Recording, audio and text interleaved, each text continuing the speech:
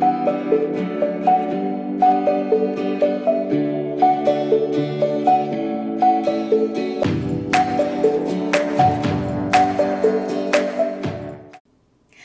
I'm Anne-Marie with Speak Confident English, and welcome to your weekly Confident English lesson, where we focus on the skills and the language that you need to say what you want in English.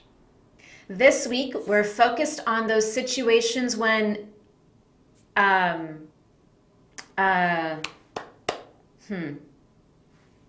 those situations when you get stuck. Those moments when you get stuck, when you freeze, when you lose the words that you want to say, when you don't feel confident about what to say next, or you can't find the right word, the right expression, or the right grammar. You're searching in your mind, and you just say nothing because you don't know what to say. When it comes to feeling stuck or searching for the right word in English, I have bad news and good news. The bad news is these situations will always happen. And yes, they suck. They are awful.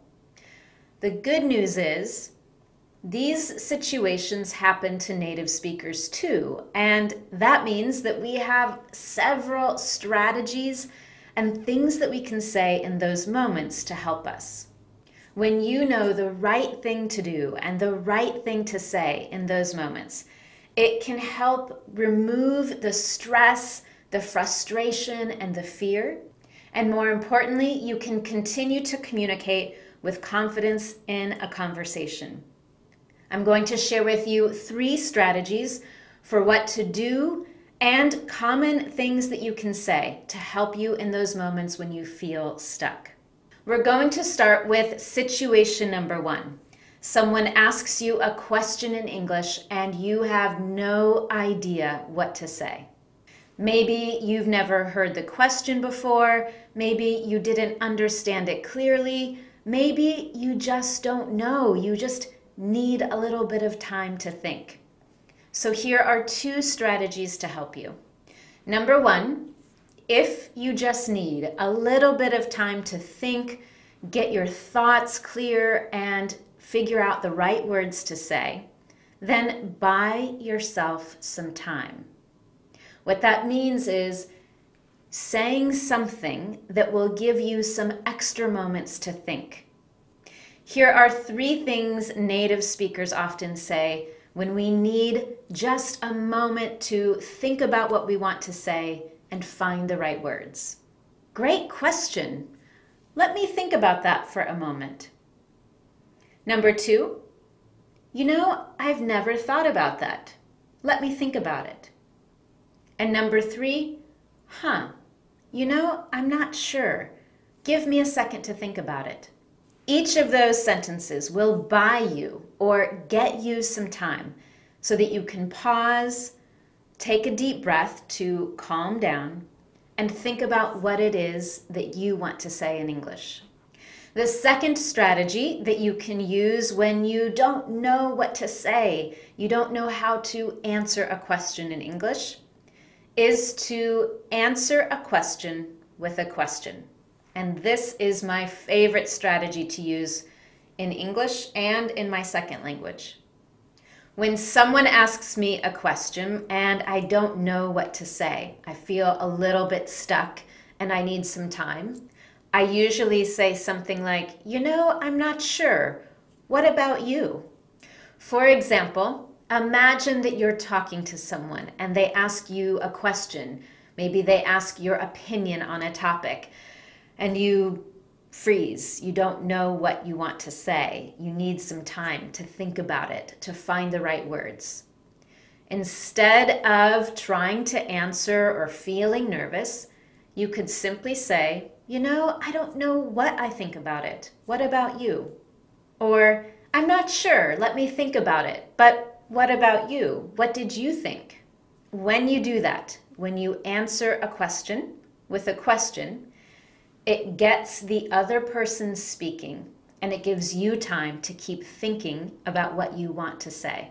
Now, in that example, My answer to the question was, I don't know, or I'm not sure, let me think about it.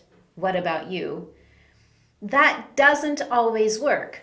For example, if someone says, what do you do? They're asking about your job. And of course, you know what your job is. So you can't say, I don't know. But you could use something like, give me a moment to think about how to explain it in English. And while I think, tell me about your job. Again, that will get the other person speaking, and it gives you time to think about what you want to say and find the words that you need. Now, those two strategies that we talked about, buying yourself time with something like, let me think about that, or answering with a question, those give you the opportunity to think about what you want to say. But what should you do if you just don't understand the question? You're not sure what they asked you. I actually have a full lesson just on that topic of what should you do and say when you don't understand, and you can get a link to that lesson below this video. But now let's move on to situation number 2. You're having a conversation in English, or you're speaking at a business meeting, and things are going great until you lose it. You lose the word, or suddenly you can't think of the expression that you want to use. You've totally lost what you wanted to say. And those moments can definitely be embarrassing because other people are waiting for you.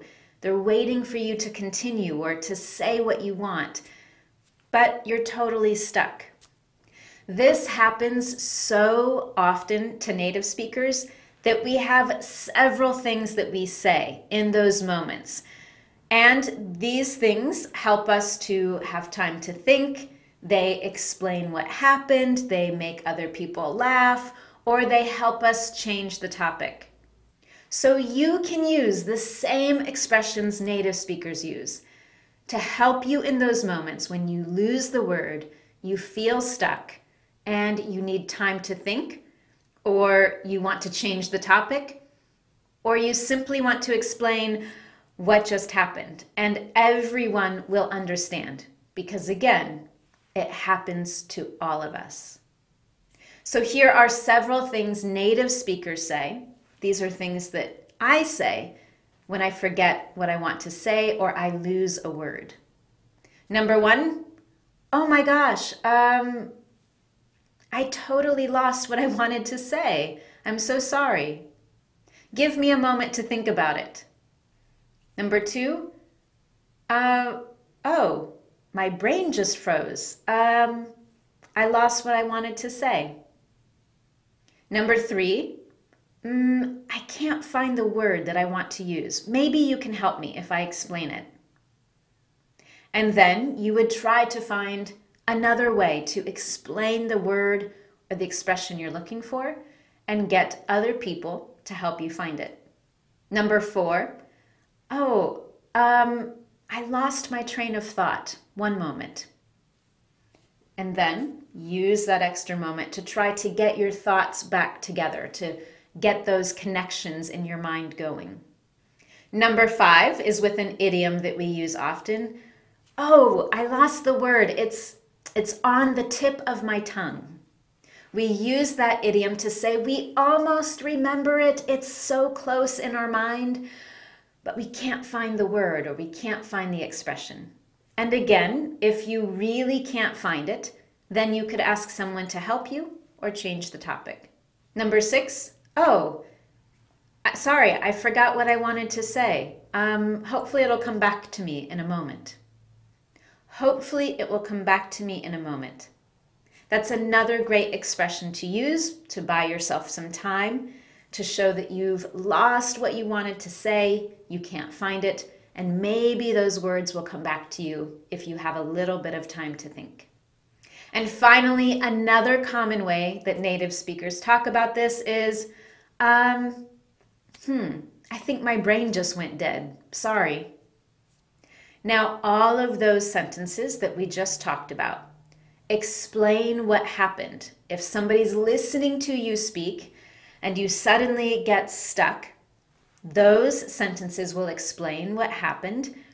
And of course, it gives you a little bit of time to think. But if you cannot find the word, if you're thinking about it and it doesn't come back to you, you have 3 options. Number 1, just forget about what you were trying to say and go forward. So for example, if you're at a business meeting and you're sharing an idea, suddenly you get stuck, you're trying to find the word, and you explain, "Oh, I'm sorry, I just lost what I'm trying to say. Let me think about it." And if it doesn't come back to you, you can say something like, "It's not coming back to me, but let me continue." And then you just go on to your next topic. The second thing you can do is give someone else the opportunity to speak. If you're in a conversation, you get stuck, and it's not coming back to you, you could say, "I just can't remember what I wanted to say. Maybe it will come back to me and I can talk about it later, but does anyone else want to answer the question? Or does anyone else have something to say?" And it's an invitation to others in the conversation to speak instead. Your third option is to simply change the subject, to move on to a new topic.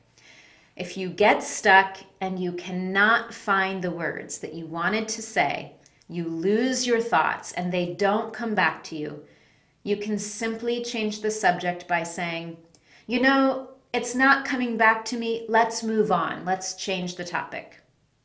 In all of those situations, you continue the conversation successfully. And maybe in a few minutes, what you wanted to say, the words you were looking for, will come back to your mind. And later in the conversation, or while you're speaking at the business meeting, you could say, "Oh, I just remembered what I wanted to say earlier." And then you can continue to say what you want. So the next time this happens to you, when someone asks you a question in English and you freeze for a moment, or you're speaking and suddenly you lose what you wanted to say, try using one of these strategies to help you continue in that conversation. And here is another thing that is great about those strategies that you can use.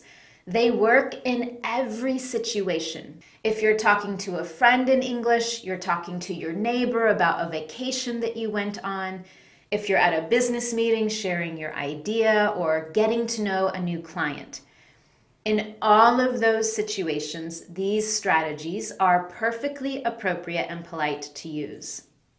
And if you found today's lesson useful to you, please let me know. You can do that by giving this video a thumbs up on YouTube and sharing it on Facebook. With that, have a fantastic week, and I look forward to seeing you in our next Confident English lesson.